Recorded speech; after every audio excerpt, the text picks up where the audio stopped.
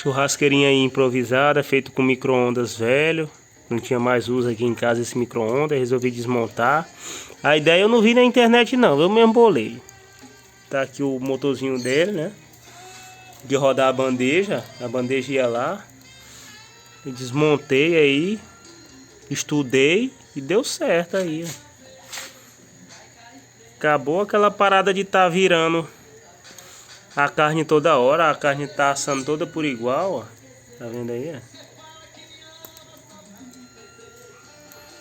E deu certo. Quem quiser aí, quem gostar aí do vídeo, dá um like aí.